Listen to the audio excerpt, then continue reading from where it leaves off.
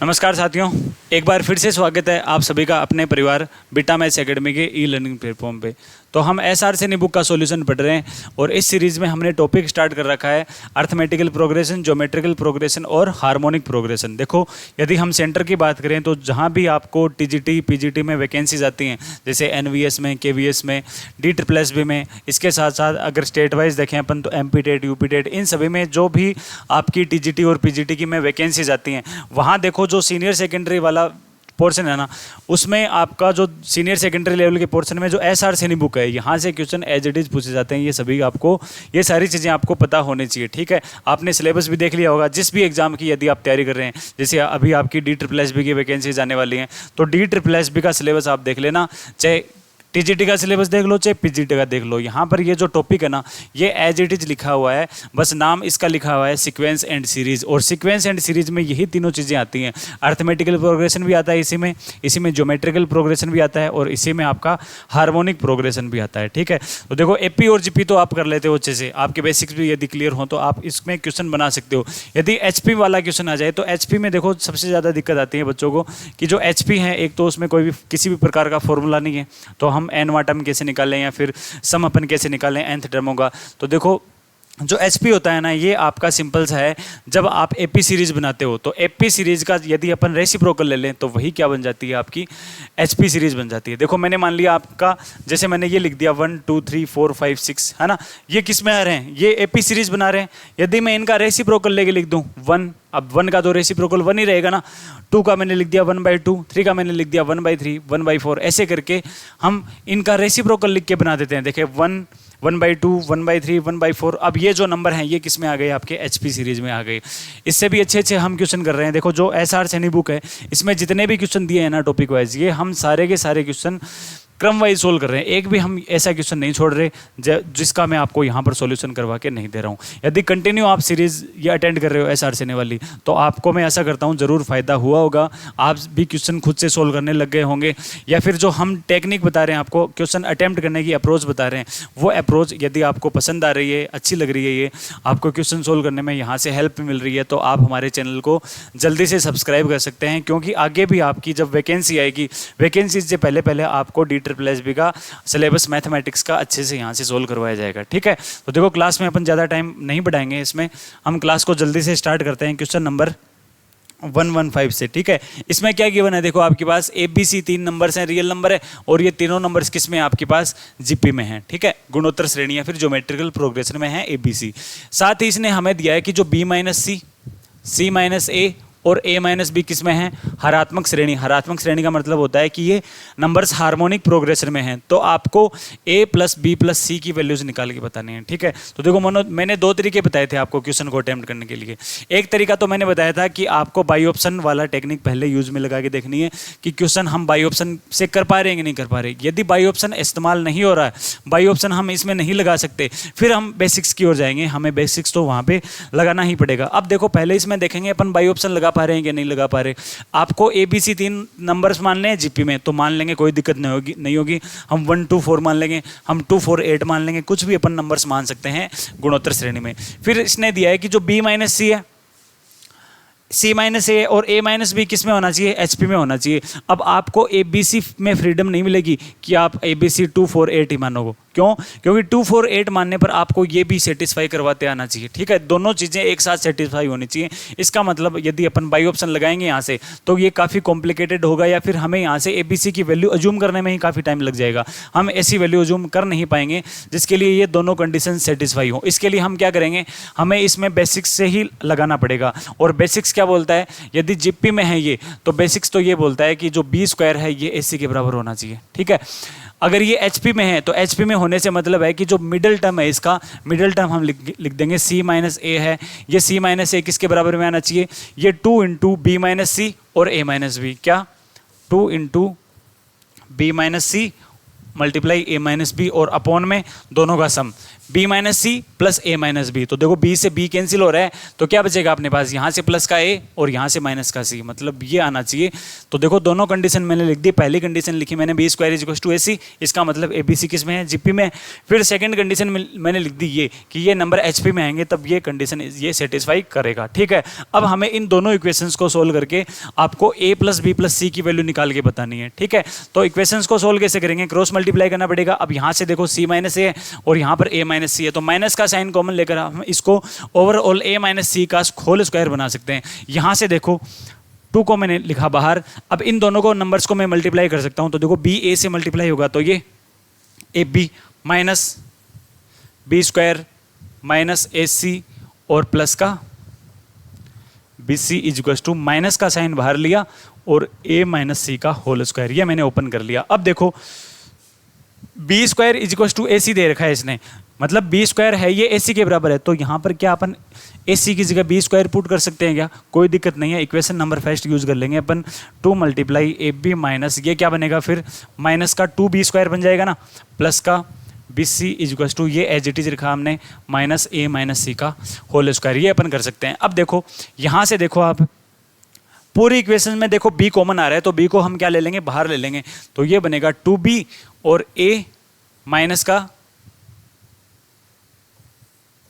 2b plus सी, यही बनाना is equal to, यहाँ से देखो माइनस का साइन और a माइनस सी का होल स्क्वायर, b को मैंने कॉमन ले लिया बाहर, तो ये a माइनस का 2b प्लस का c। अब ये देखो b की जगह फिर से क्या कर देंगे अपन, b की जगह फिर से ऐसी वैल्यू पुट कर देंगे। क्यों करेंगे, देखो यहाँ पर a और c में इक्वेशन बन रही है, तो b देखो बीच में ऐसे ही आ रहा है फालतू में, तो b की जगह अपन क्या पुट कर देंगे, b की जगह हम ac पुट कर देंगे ताकि ये होल स्क्वायर में कुछ ना कुछ हमारे पास बन जाए। तो देखो ये मैंने लिखा 2b a माइनस 2, अब b की जगह ac पुट करेंगे तो क्या b स्क्वायर ac के बराबर है, तो b किसके बराबर आना चाहिए, रूट ऑफ ac के ना, तो ये मैंने लिख दिया root of ac plus C is equal to minus का साइन a माइनस सी का होल स्क्वायर। अब ये देखो होल स्क्वायर बन रहा है क्या कुछ, ये आपके पास root a minus root C का होल स्क्वायर बन रहा है, क्या बन रहा है, root a minus root C का whole square, two B as it is, तो इसको मैंने लिख दिया root a minus root C का होल स्क्वायर। क्या यहाँ पर भी रूट a और रूट सी में बना सकते हैं क्या, तो a माइनस सी को क्या लिख सकते हैं अपन, a माइनस सी को लिख सकते हैं अपन रूट a प्लस रूट सी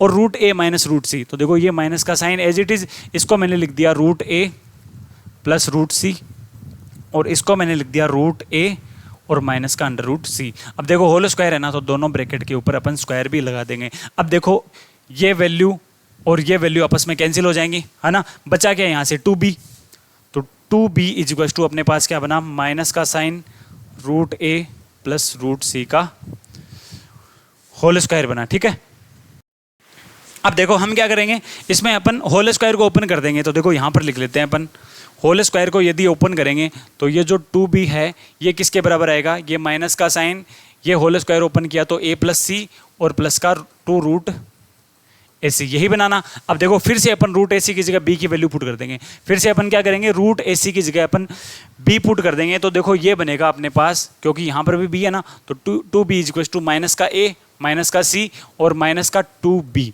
यहाँ से b निकाल सकते हो क्या, या फिर a प्लस सी निकाल लो, यहाँ से a प्लस सी कितना बनेगा, a प्लस सी की वैल्यू किसके इक्वल में आ जाएगी, माइनस का 4b आ जाएगी क्या, a प्लस सी आपके पास माइनस का 4b आ गया। आपको निकालना क्या है, आपको a प्लस बी प्लस सी निकालना है, जिसमें से आपने a प्लस सी तो निकाल लिया है, a प्लस सी कितना आएगा, माइनस का 4b ना, तो यहाँ से देखो ये तो माइनस का 4b आ गया और ये प्लस का b, तो यहाँ से a प्लस बी प्लस सी कितना बना, माइनस का 3b। माइनस का 3b कहीं ऑप्शन में है क्या, माइनस का 3b ऑप्शन में नहीं है, लेकिन माइनस का 3 रूट ए सी ऑप्शन में है, इसलिए यही क्या हो जाएगा, राइट आंसर हो जाएगा। क्यों, क्योंकि b square is equal to A C है, तो b बराबर किसके आ जाएगा, रूट ऑफ ए सी के। ये समझ में आया कि, ये देखो बताओ, अगर इस क्वेश्चन में कहीं पर भी डाउट हो ना, तो आप कमेंट बॉक्स में आके यहाँ पर अपना डाउट शेयर कर सकते हैं, तो मैं आपको कमेंट बॉक्स में इसका आंसर निकाल के बता दूंगा। ठीक है, नेक्स्ट क्वेश्चन पे चलते हैं अपन। देखो यदि इसमें दिया है ABC 3 नंबर्स हैं और तीनों नंबर्स किस में चल रहे हैं, आपकी ज्योमेट्रिकल सीरीज में चल रहे हैं। ABC नंबर्स किस में आ रहे हैं, ज्योमेट्रिकल सीरीज में आ रहे हैं। तो आपको देखो यहाँ पर दिया है इसने ABC तीनों नंबर्स क्या हैं, पॉजिटिव नंबर हैं। तो आपको इसने ये दिया है कि यदि ये समांतर श्रेणी में हैं तो आपको ABC बुझाए हैं, मतलब ऐसे त्रिभुज बताना है कि जो त्रिभुज बनेगा या फिर नहीं भी बन सकता है। देखो इसमें ये ऑप्शन भी है, किसी त्रिभुज की भुजा नहीं है। आपको ये बताना है कि जो ए बी सी है ये कौन से ट्रायंगल की साइड है, ये बताना है आपको। ये दो चीज़ें गिवन है, ठीक है। यदि A B C geometrical series में है तो क्या अपन यहाँ से B square equal to AC बना सकते हैं क्या? ये हम बना लेंगे, ठीक है। साथ ही इसने ये दे दिया कि log of 5C upon A, log of 3B upon 5C और log of A upon 3B, ये किस में आ रहे हैं? ये ज्योमेट्रिकल सीरीज में आ रहे हैं।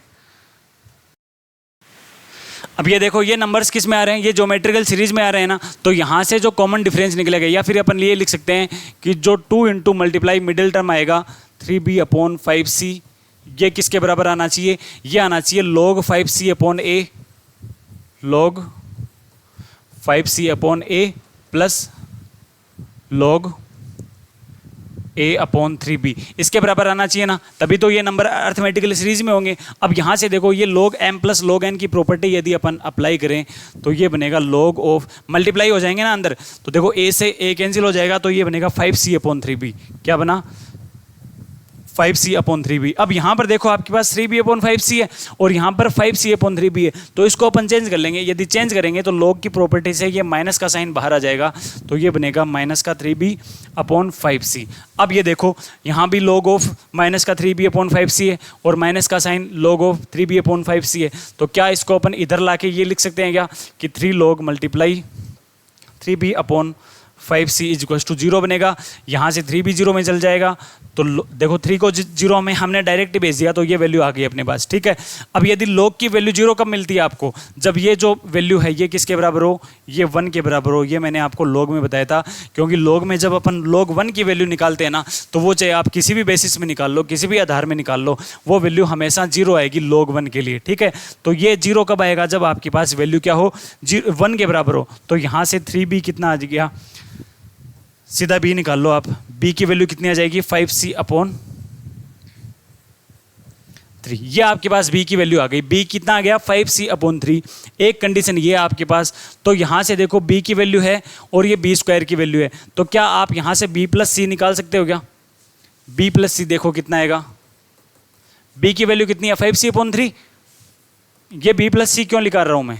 पहले ये सवाल करो आप, क्यों निकाल रहा हूँ मैं B प्लस C? क्योंकि कोई भी ट्रायंगल बनेगा, अगर अपन इस ट्रायंगल की ये साइड माने, देखो ये साइड मान ली मैंने A, ये साइड मान ली B और ये साइड में C मान रहा हूँ, तो वो ट्रायंगल कब पॉसिबल होगा? जब आपके पास दो साइड का सम तीसरी साइड से हमेशा इक्वल आना चाहिए। मतलब यदि B प्लस C ऐड करेंगे अपन तो वो A से बड़ा आना चाहिए, यदि A plus C upon add करेंगे तो वो B से बड़ा आना चाहिए। इसी प्रकार यदि अपन A प्लस B को ऐड करेंगे तो वो वैल्यू C से हमें बड़ी मिलनी चाहिए, तभी ये ट्रायंगल होगा। तीनों कंडीशन ये सेटिस्फाई होने चाहिए, तभी ये ट्रायंगल बनेगा। यदि दोनों संख्याओं का सम तीसरी संख्या के यदि बराबर भी आ गया तब ये ट्रायंगल है, ये नहीं बनेगा। तब ये क्या बनेगा? स्ट्रेट लाइन नहीं बनेगी। तो यहाँ से देखो मैं B प्लस C इसलिए निकाल रहा हूँ ताकि मैं दो भुजाओं का सम निकाल सकूँ। अब ये जो B प्लस C है, यदि ये B प्लस C थर्ड भुजा कौन सी है? A है। यदि ये कंडीशन आ गई इसका मतलब तो ये ट्रायंगल बनेगा, अगर ये नहीं आएगी तो ये ट्रायंगल नहीं बनेगा। तो देखते हैं B प्लस C कितना आएगा। यहाँ से 8C अपॉन 3 आ गया क्या? 8C अपॉन 3 आ गया। और A की वैल्यू कितनी है आपके पास? A की वैल्यू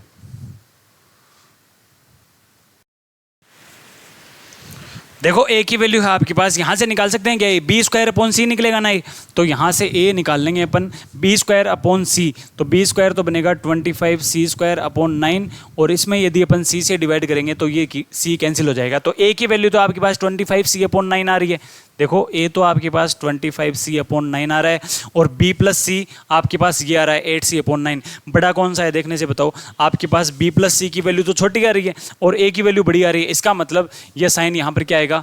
A की वैल्यू बड़ी आएगी। जब ये पॉसिबल नहीं होगा तब ये ट्रायंगल भी नहीं बनेगा। यदि ये चीज़ आ रही है, यदि ये लेस देन आ रही है, इसका मतलब ये ट्रायंगल नहीं बनेगा। तो यहाँ से कौन सा राइट आंसर हो जाएगा? ऑप्शन नंबर 4 इसका राइट आंसर हो जाएगा। ठीक है, अगला क्वेश्चन देखो, यदि A और B के बीच में H1, H2, H3 और ये Hn करके कितने टर्म्स आ रहे हैं? n आपके पास क्या है? हार्मोनिक मीन है।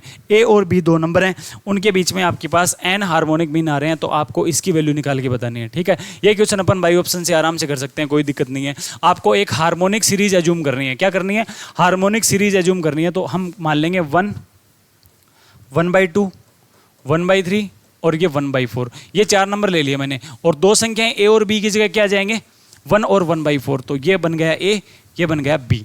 इसका मतलब 1 और 1/4 के बीच में 2 हार्मोनिक मीन है। इसने क्या लिए थे, एन लिए थे, इसका मतलब हमें एन भी मिल गया, कितना 2 मिल गया है ना। H1 भी मिल गया हमें, कितना 1/2, हमें H2 भी मिल गया, कितना 1/3। देखो सारी वैल्यू आ गई आपके पास। A और B नंबर्स के बीच में 2 हार्मोनिक मीन है H1 और H2, तो इसके लिए हमें ये वैल्यू निकाल के बतानी है। आराम से सोल्व कर लेंगे, कोई दिक्कत नहीं है। देखो क्या निकालना है हमें, H1 प्लस A, H1 कितना है 1/2 प्लस A कितना है 1, ठीक है। H1 minus A, H1 1/2 minus का 1, फिर प्लस का साइन। HN का मतलब H2, कितना H2 यहाँ से कितना आ रहा है 1/3 प्लस B कितना 1/4, और ये हो जाएगा 1/3 माइनस 1/4। ये कैलकुलेशन कर सकते हो क्या, यहाँ से देखो 3/2 अपॉन माइनस का 1/2, तो ये माइनस का 3 बना, प्लस का साइन, यहाँ से देखो ये क्या बना, ये 7/12 ना, तो ये तो 7/12 मल्टीप्लाई 12 अपॉन कितना 1, यहाँ से देखो 12 से ये 12 कैंसिल, और 7 माइनस 3 करेंगे तो 4। तो जिस ऑप्शन में ये वैल्यूज पुट करने पर हमें 4 आंसर मिलेगा, वही हमारा क्या होगा, राइट आंसर होगा। ऑप्शन नंबर फर्स्ट देखते हैं, क्या 2 राइट होगा क्या, ये 2 राइट नहीं होगा। क्यों नहीं होगा, क्योंकि हमें तो 4 आंसर चाहिए, लेकिन एन की वैल्यू 2 पुट करने पर ऑप्शन नंबर फर्स्ट से हमें 2 मिल रहा है, तो ये नहीं होगा। 2n, एन की वैल्यू 2 पुट करके देखो, यहाँ से क्या मिला 4 मिला ना, तो यही हमारा क्या हो जाएगा, राइट आंसर हो जाएगा। कौन सा, ऑप्शन नंबर सेकंड। थर्ड में देख लो, चाहे n-1, मतलब यहाँ से कितना मिला 1, तो ये ऑप्शन भी नहीं होगा, नन ऑफ दीज वैसे नहीं होगा, ठीक है। आगे चलते हैं। देखो यदि P समांतर श्रेणी, देखो क्या दिया है, P समांतर श्रेणियों के मध्य प्रथम पद। देखो आपके पास कितनी समांतर श्रेणियां हैं, आपके पास टोटल P सीरीज हैं, कितनी है P, आपके पास टोटल अर्थमेटिकल सीरीज है, मतलब अलग अलग आपके पास P सीरीज है। तो देखो हम P को कुछ भी मान सकते हैं इसके हिसाब से, ठीक है।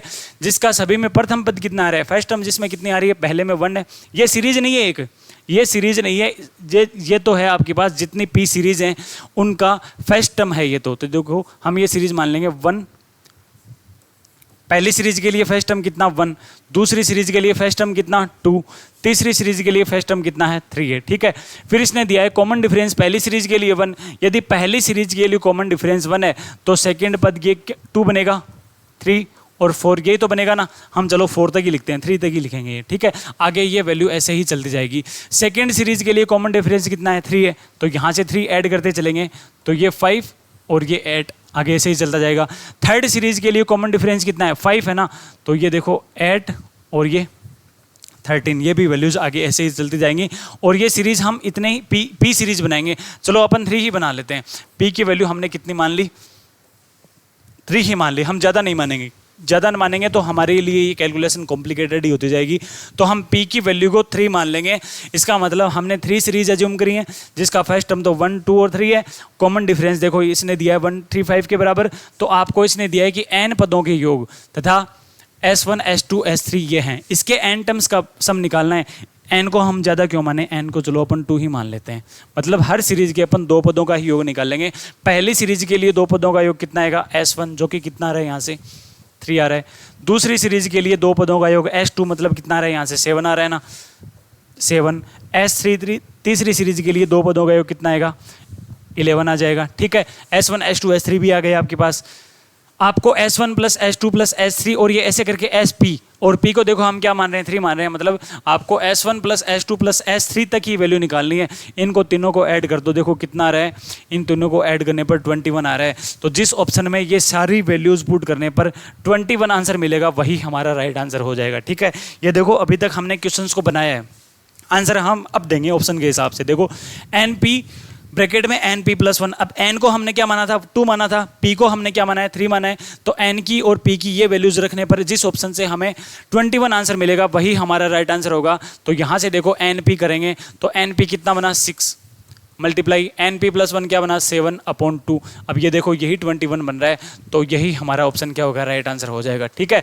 आगे भी चेक करके देख लो, चाहे आप किसी भी ऑप्शन में आपको 21 नहीं मिलेगा, देख लेना चाहिए आप, नहीं मिलेगा। अगर मिल भी जाए तो ये वैल्यू चेंज कर देना, आप कोई दिक्कत नहीं है। अगर 21 मिल भी जाए 99% में ये नहीं होगा ऐसा। अगर फिर भी आपके पास 2 ऑप्शन में कॉन्ट्राडिक्ट आ जाता है, तो मैंने आपको पहले भी बता रखा है कि यदि 2 ऑप्शन में कॉन्ट्राडिक्ट आ जाए तो आपको ये वैल्यूज़ कुछ ना कुछ चेंज करनी होगी। अब चेंज कैसे करोगे, आपको 3 सीरीज लेने की जरूरत थोड़ी है, आप 2 भी तो ले सकते हो। 2 सीरीज के लिए भी ये बना सकते हो। आप n की वैल्यू 2 की जगह आप n की वैल्यू 3 भी कर सकते हो, कुछ भी मान के आप करोगे तो इन वैल्यूज़ में थोड़ा वो चेंज आ जाएगा और वहाँ से आप आंसर निकाल सकते हो अच्छे से।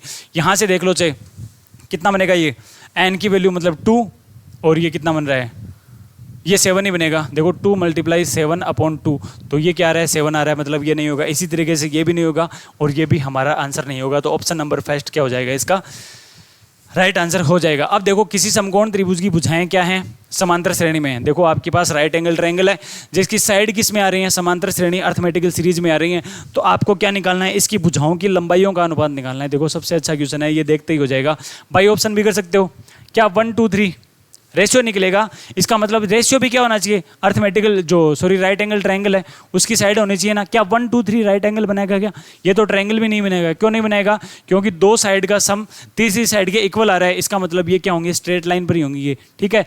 ये 3 4 5 यहाँ से देखो ये ट्रिपलेट बना रहा है, इसका मतलब ये ट्रिपलेट बना रहा है। और ये देखो आपका ट्रिपलेट के साथ साथ ये अर्थमेटिकल सीरीज भी बना रहा है। इसका मतलब दोनों कंडीशन यदि सेटिस्फाई हो रही है तो ऑप्शन नंबर सेकंड ही क्या हो जाएगा, राइट आंसर हो जाएगा। अब ये देखो ये अर्थमेटिकल सीरीज तो बना रहा है ये, पर ये ट्रिपलेट नहीं बना रहा, ठीक है। ट्रिपलेट आप समझते होंगे, ट्रिपलेट राइट एंगल ट्रायंगल में तीनों भुजाओं का जो साइड होती है उनको जो युगम बनता है, उनका जो जोड़ा बनता है उसको अपन ट्रिपलेट बोल देते हैं, ठीक है।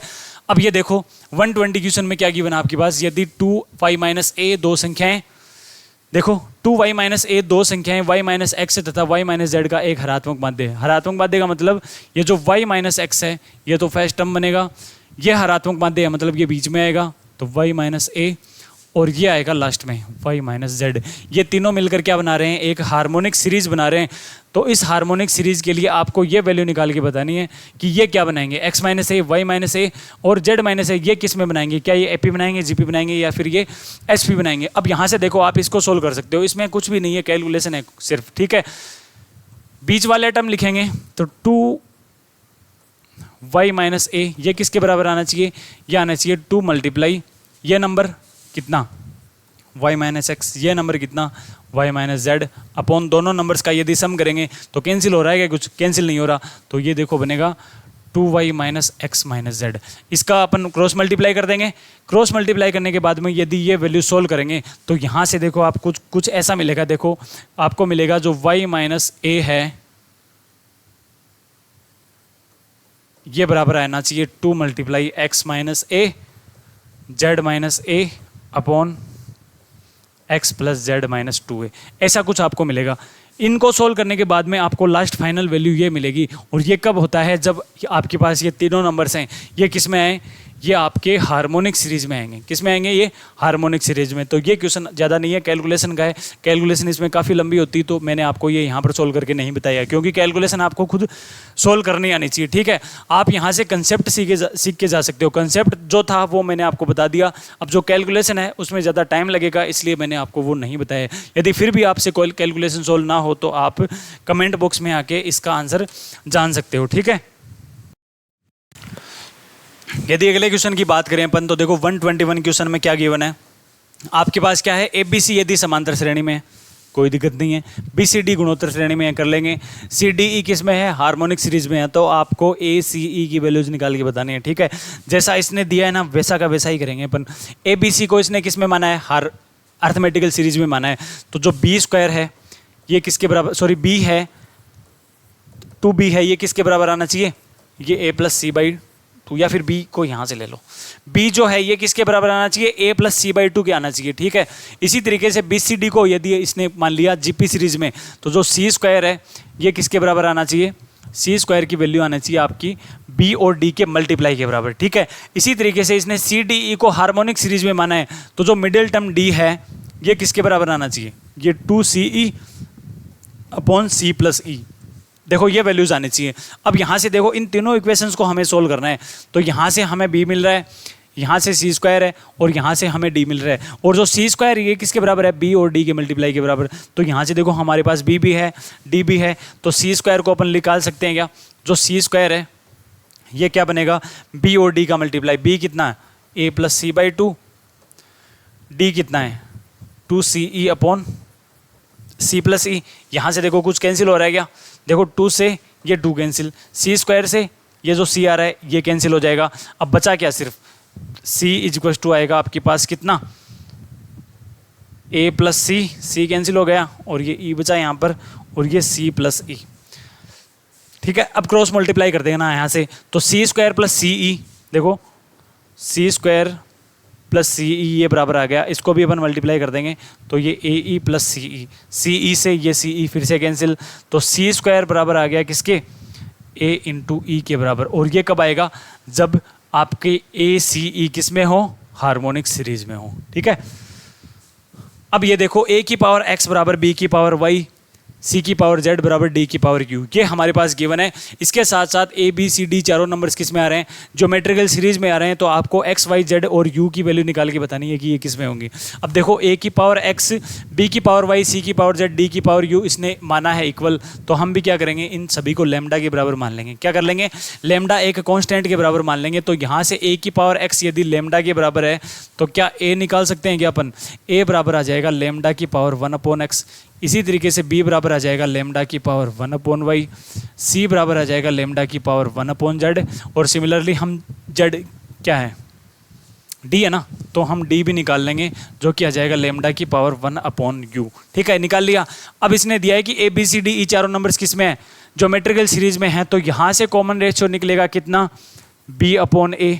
ठीक है, सेकंड और थर्ड टर्म से कॉमन रेशियो क्या निकलेगा, c/b, और थर्ड और फोर्थ टर्म से कॉमन रेशियो क्या निकलेगा, d/c। और ये कॉमन रेशियो क्या आना चाहिए, सब में बराबर आना चाहिए, तो ये मैंने कॉमन रेशियो को बराबर कर दिया। अब यहाँ से इसमें ना ये वैल्यू पुट करते चलेंगे। देखो b की वैल्यू हमने क्या निकाल ली है, लैम्डा की पावर 1/y, ए की हमने क्या लिखा रही है, लैम्डा की पावर 1/x, तो ये ऊपर जाएगी तो 1/y माइनस 1/x बन जाएगा ना, तो इसको मैं साथ में ही लिख रहा हूँ, लैम्डा की power 1/y minus 1/x is equal to lambda की पावर सी में कितनी आ रही है, जेड आ रही है ना, 1/z, माइनस बी में कितनी आ रही है, माइनस का 1/y। इसी तरीके से लैम्डा की पावर डी में कितनी आ रही है, 1/u, और माइनस सी में कितनी आ रही है, 1/z। और ये चारों नंबर्स देखो सेम बेस है इनका, लैम्डा की पावर में ही सभी नंबर आ रहे हैं, तो पावर्स भी क्या हो जाएंगी, आपस में इक्वल हो जाएंगी। तो ये बनेगा आपके पास 1/y minus 1/x is equal to 1/z minus 1/y, और ये बराबर होगा 1/u माइनस 1/z। क्या ये देख कर ये देखो क्या आ रहा है, ये कॉमन डिफरेंस ही तो आ रहा है, ये कोई ना कोई सीरीज बनेगी। कौन सी सीरीज बनेगी, अर्थमेटिकल सीरीज बनेगी, और ये क्या बन रहे हैं, उस अर्थमेटिकल सीरीज के कॉमन डिफरेंस बन रहे हैं। और वो सीरीज क्या बननी चाहिए, वो सीरीज ये देखो ये बननी चाहिए 1/x माइनस 1/y आ रहा है, इसका मतलब ये सॉरी 1/y माइनस 1/x आ रहा है, इसका मतलब ये सीरीज ऐसे बनेगी 1/x 1/y 1/z और 1/u। और ये क्या बन रही है, ये एपी सीरीज बन रही है। यहाँ से देख लो चाहे कॉमन डिफरेंस देखो पहले और दूसरे का, 1/y माइनस 1/x, ठीक है, 1/z minus 1/y 1/u minus 1/z, ये देखो कॉमन डिफरेंस इसका इक्वल आ रहा है। यदि इनका रेसिप्रोकल निकाल लें तो क्या ये एचपी में बन जाएंगे क्या, तो एक्स वाई जेड और यू ये किस में आ जाएंगे, ये आ जाएंगे एचपी में, क्योंकि इनका रेसिप्रोकल किस में है, एपी में, तो इनका रेसिप्रोकल किस में हो जाएगा आपका, एचपी में। ठीक है,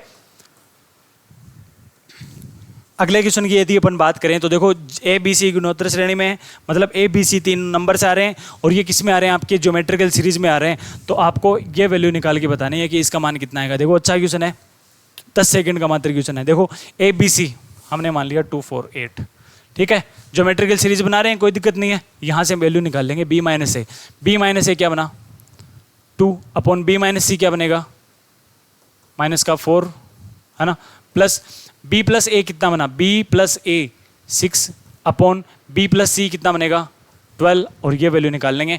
माइनस का 1/2 और प्लस का 1/2 0, कौन से ऑप्शन में, ऑप्शन नंबर सेकंड में। ठीक है, अगला क्वेश्चन देखो, यदि दो संख्याओं का समांतर माध्य उनके गुणोत्तर माध्य को दुगना है। दो संख्याएं मान ली मैंने a और b, जिनका समांतर माध्य निकलेगा a प्लस b/2, और ये गुणोत्तर माध्य क्या होता है, रूट ऑफ ab, और इसका क्या है, डबल है। ठीक है, ये मैंने बना दिया। अब देखो तो उन संख्याओं के योग व अंतर का आपको अनुपात निकाल के बताना है। योग मतलब दो संख्याओं का योग, तो ये बनेगा, अंतर क्या बनेगा, a माइनस बी। तो ये वैल्यू आपके निकाल के बतानी है, a plus B upon a minus B का आपको मान निकाल के बताना है। यहाँ से सोल्व कर सकते हो क्या कि जो a प्लस बी है ये 4 रूट ए बी बनेगा, बन जाएगा ना, कोई दिक्कत नहीं है। अब देखो हमें निकालना है a plus B upon a minus B. a plus B तो आ गया अपने पास, हम क्या कर देंगे पूरी इक्वेशंस में a माइनस बी से डिवाइड कर देंगे, है ना। a माइनस बी से डिवाइड करेंगे तो हमारे पास यहाँ तो बन गया a plus B upon a minus B, लेकिन यहाँ पर हमें किसकी वैल्यू चाहिए, a माइनस बी की वैल्यू चाहिए, जो कि हम नहीं निकाल सकते क्योंकि हमारे पास a प्लस बी ही आ रहा है यहाँ से। a माइनस बी निकालने के लिए हमें क्या करना पड़ेगा, इसका स्क्वायर करना पड़ेगा, ठीक है। मतलब मैंने स्क्वायर से ऊपर और नीचे क्या कर दिया, डिवाइड कर दिया। यदि इसका स्क्वायर करना पड़ेगा तो इसका भी स्क्वायर करना पड़ेगा ताकि हम ये रेशियो है ये निकाल सकें, तो इसका भी मैंने कर दिया स्क्वायर। अब ये देखो a plus B upon a minus B का होल स्क्वायर, ये तो हमारे पास बन जाएगा, मतलब जो वैल्यू आएगी इसका अपन रूट निकाल लेंगे, कोई दिक्कत नहीं है। a plus B upon a minus B का स्क्वायर, ये तो बन गया। अब देखो यहाँ से 16ab upon a minus B के होल स्क्वायर को मैं क्या लिखूंगा, इसको मैं ये लिख सकता हूँ कि ये तो a प्लस बी का होल स्क्वायर है, और माइनस का क्या लिखूंगा मैं, सिर्फ बाद में माइनस का क्या लिख देंगे 4ab, ये लिख देंगे, ठीक है। इस वैल्यू को हम ये भी लिख सकते हैं। क्यों लिखा मैंने ये, क्योंकि हमारे पास a प्लस बी का होल स्क्वायर है, जो कि कितना, देखो स्टार्टिंग में हमने निकाला था a प्लस बी, हमने कितना निकाला था 4 रूट ab निकाला था ना। यदि इसका स्क्वायर कर देंगे तो ये कितना आ जाएगा, 16ab आ जाएगा, ठीक है। तो यहाँ से देखो ये 16ab अपॉन 16ab माइनस का 4ab, तो ये 12ab। यहाँ से देखो ये रेशियो कितना आ जाएगा 4/3। अब चूंकि ये स्क्वायर में आ रहा है तो a plus B upon a minus B निकालेंगे तो इसका अपन अंडर रूट ले लेंगे, तो ये देखो 2/√3 आ जाएगा। और 2/√3 कौन से में आ रहा है, प्लस माइनस भी आएगा, क्योंकि स्क्वायर से अंडर रूट बनेगा तो प्लस माइनस में ही बनेगा ना।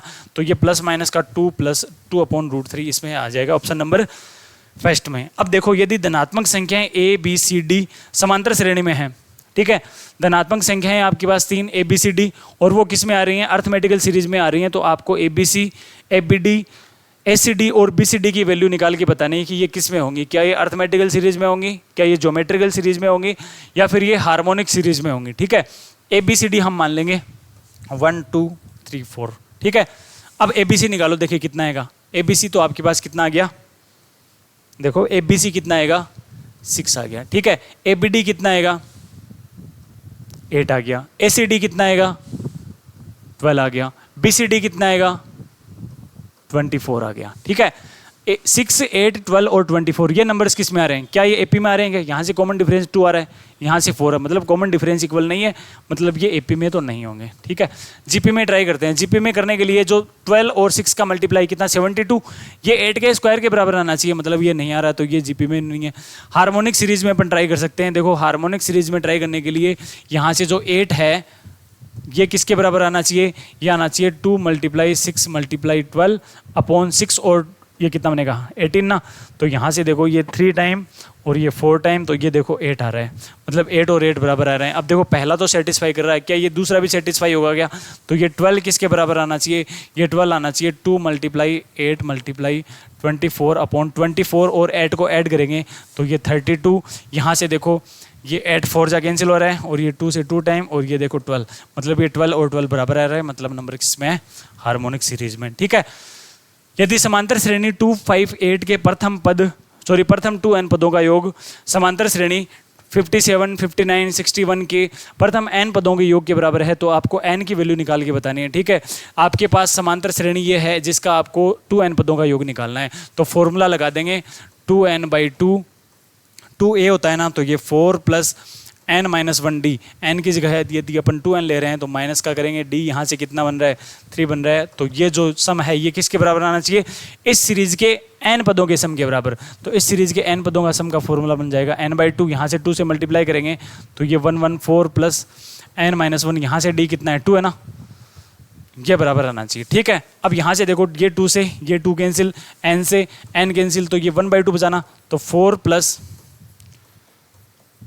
2n - 1 × 3 = 1/2 कर देंगे, तो ये फिर से 57 बन जाएगा, और प्लस n-1, ठीक है, 2 भी कैंसिल हो जाएगा। अब यहाँ से देखो मल्टीप्लाई कर देंगे इसको, तो 4 + 6n - 3 बराबर आ जाएगा 57 + n-1। यहाँ से n को इधर लाएंगे तो 5n = देखो कितना बनेगा 57 - 1 56, और 56 में से अपन क्या कर देंगे, यहाँ से -1 कर देंगे, तो ये क्या बनेगा 55, तो n की वैल्यू कितनी आ जाएगी 11, ऑप्शन नंबर 3, ठीक है। ज़्यादा हार्ड है नहीं, इसलिए मैं आपको जल्दी जल्दी ये बता रहा हूँ, क्योंकि ये ज़्यादा हार्ड क्वेश्चन है लिंक, ठीक है।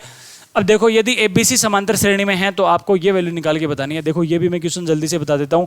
यदि ABC समांतर श्रेणी में है, ठीक है, तो अपन ABC को 1 2 3 मान लेंगे, और 1 2 3 मान के ये वैल्यू निकाल लेंगे, तो देखो ये आएगा 1/6, यहाँ से 1/3 और यहाँ से क्या मिला 1/2।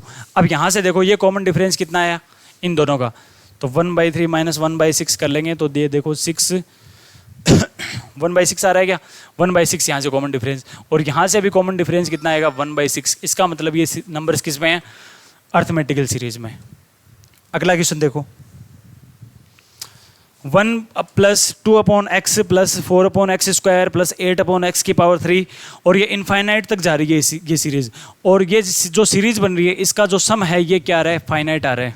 ठीक है, सीरीज तो आपकी इनफाइनाइट बनेगी, आपकी जो टर्म होंगे इसमें सीरीज में वो तो इनफाइनाइट होंगे, लेकिन सभी का यदि अपन जोड़ निकालेंगे, योग निकालेंगे, तो वो कितना बनेगा, वो एक फाइनाइट नंबर मिलेगा। इसका मतलब जो r है, जो कॉमन रेशियो है वो क्या है, 1 से छोटा। क्या है, कॉमन रेशियो यदि 1 से छोटा होगा तभी आपके पास इनफाइनाइट वैल्यू का सम क्या आएगा, एक फाइनाइट नंबर आएगा। ये प्रॉपर्टी आपको याद रखनी है। ठीक है, यदि r आपका 1 या फिर 1 से बड़ा भी हो गया, r की वैल्यू यदि 1 भी हो गई तो आपके पास ज्योमेट्रिकल सीरीज बनेगी, उसके इनफाइनाइट पद का यदि हम सम निकालेंगे तो वो एक इनफाइनाइट ही आएगा। ठीक है, यदि r की वैल्यू 1 से बड़ी हो गई तो भी हम इनफाइनाइट टर्म्स का यदि सम निकालेंगे तो वो इनफाइनाइट ही आएगा। सिर्फ एक ही कंडीशन, यदि r की वैल्यू 1 से छोटी है तभी हम इनफाइनाइट टर्म्स का यदि सम निकालेंगे तो वो एक फाइनाइट नंबर देगा हमें। तो यहाँ से r निकाल सकते हो क्या, यहाँ से r क्या 2/x निकलेगा, और ये क्या बनेगा 1 से लेस देन होगा, तो x की वैल्यू ग्रेटर देन 2 आ गई। कौन से ऑप्शन में, ऑप्शन नंबर 2 में। ठीक है, नेक्स्ट क्वेश्चन देखो, यदि x 2x plus 2 plus 3x plus 3 क्या आ रहे हैं, ये ज्योमेट्रिकल सीरीज में आ रहे हैं, तो यहाँ से हम पहले तो निकाल लेंगे जो इसका कॉमन रेशियो है, ये निकाल लेंगे। तो यहाँ से देखो इन दोनों में निकाल लो कॉमन रेशियो, तो देखो ये बना 3x प्लस 3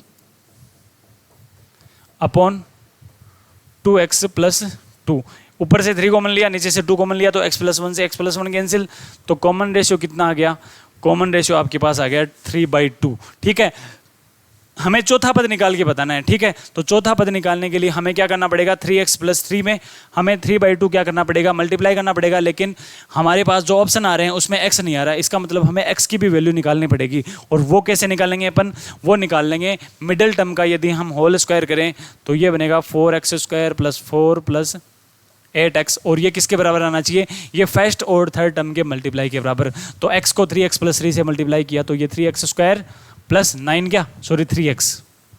ठीक है, यहाँ से देखो x² plus 5x plus 4 is equal to 0, factor करेंगे तो x प्लस 1 और x प्लस 4 इसके फैक्टर बन गए। तो यहाँ से x आपके पास आएगा -4 और x की वैल्यू -1। ठीक है, x की वैल्यू -4 पुट कर दो यहाँ से। ठीक है, तो देखो क्या बना, हमारे पास चौथा पद क्या आएगा, 3x प्लस 3 मल्टीप्लाई 3/2, यही है ना चौथा पद। तो इसमें x की वैल्यू -4 पुट कर दो, तो देखो -4 यदि पुट करेंगे तो -12 प्लस का 3 कितना, -9 क्या, -9 बन गया ये, हाँ -12 और प्लस का 3 -9 ही होते हैं ना, तो ये सॉरी -9 और ये 3 से मल्टीप्लाई होगा तो -27/2, और -27/2 को क्या लिख सकते हैं अपन, -13.5, या फिर यदि आप x की वैल्यू -1 पुट करोगे तो ये देखो -1 और ये प्लस का 3 कैंसिल हो जाएगा ना, तो चौथा पद क्या बनेगा, 0 बनेगा। ठीक है, 0 ऑप्शन में है नहीं, तो यहाँ से -13.5 इसका राइट आंसर हो जाएगा।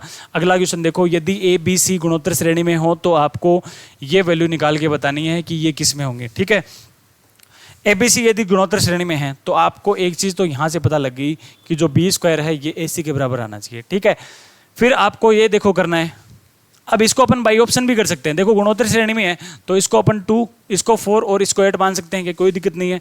A को मान लिया मैंने 2, B को मान लिया मैंने 4, C को मान लिया मैंने 8, बेसिक से नहीं करेंगे। ठीक है, तो देखो आपको ये वैल्यू निकाल के बतानी है, तो देखो log ऑफ A की वैल्यू कितनी मानी है 2, और यहाँ पर क्या होगा m, फिर log ऑफ, नीचे लिख लेते हैं, log ऑफ B की वैल्यू हमने कितनी मानी है 4, और यहाँ पर लिख दिया मैंने m, log ऑफ C की वैल्यू हमने कितनी मानी है 8, और ये m। ठीक है, आपको ये वैल्यू निकाल के बतानी है कि ये किस में आएंगे। ठीक है, अब देखो log की एक प्रॉपर्टी होती है जो मैं यहाँ पर लिख के दे रहा हूँ आपको।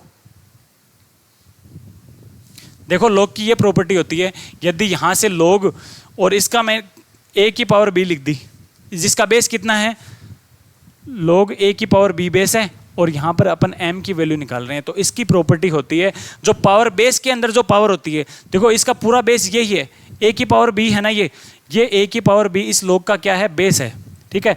यदि बेस भी आपके पास पावर में आ जाए, क्या आ जाए, बेस भी यदि आपके पास पावर में आ जाए, तो जो पावर है ना उसको अपन जो log है इसके कोफिशिएंट में डिनोमिनेटर में पावर ले आते हैं। तो इसका मतलब ये हुआ कि जो पावर b है ये क्या आ जाएगी डिनोमिनेटर में, इसका मतलब 1/b, और ये 1/b से मल्टीप्लाई हो जाएगा log, और ये पावर यदि ले आए तो log a ही बचा, और ये m, ये अपन लिख सकते हैं, ठीक है। जिस तरीके से यदि अपन यहाँ से m की पावर कोई ना कोई आ जाए तो m की पावर को अपन log के मल्टीप्लाई में ले आते हैं ना, अब वो तो न्यूमरेटर में लिखते हैं, लेकिन जब बेस में यदि पावर होगी तो वो आएगी तो log के मल्टीप्लाई में ही, लेकिन वो आएगी डिनोमिनेटर में, ये प्रॉपर्टी होती है। अब यहां से देखो आप,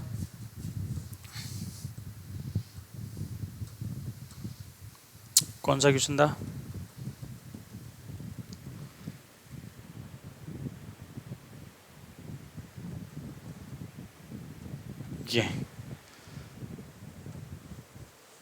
ये लिख रहे हैं। अब देखो ये तो हम एज इट इज यही रखेंगे, यहां से 4 को अपन 2 का स्क्वायर बना सकते हैं, तो इसको अपन क्या ये लिख सकते हैं क्या कि ये जो नंबर है ये तो 1/2 और log 2 बेस में m है, ये बना सकते हैं क्या, क्योंकि पावर जो है 2 ये हम इसके डिनोमिनेटर में लेंगे। इसी तरीके से 2 की पावर 3 बनेगा, और इसको अपन ये लिख सकते हैं कि ये तो 1/3 log 2m है, ठीक है।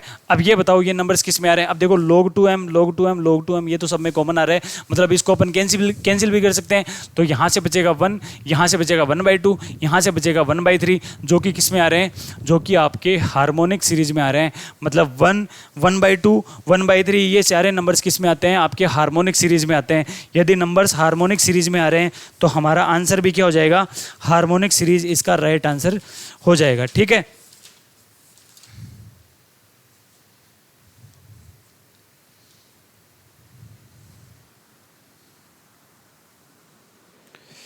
अब देखो आज की क्लास में हम इतने ही क्वेश्चन सोल्व करेंगे। यदि आपको सेशंस अच्छे लग रहे हैं, हमारे जो दिए हुए सॉल्यूशन है यदि आपको ये अच्छे लग रहे हैं, आपकी हेल्प हो रही है क्वेश्चन को सोल्व करने में, तो आप भी हमारे जो चैनल है इसको सब्सक्राइब कर लीजिए, और जो वीडियोस रेगुलर हम आपके लिए अवेलेबल करवा रहे हैं उन सभी वीडियोस को आप ज़्यादा से ज़्यादा दोस्तों को शेयर किया करो, ताकि हमें भी आपकी तरफ से एक अच्छा आउटपुट मिलता रहे और हम भी आपके लिए अच्छे से क्लासेज अटेंड कर पाएँ, ठीक है। मिलते हैं अपनी नेक्स्ट क्लास में, तब तक के लिए धन्यवाद।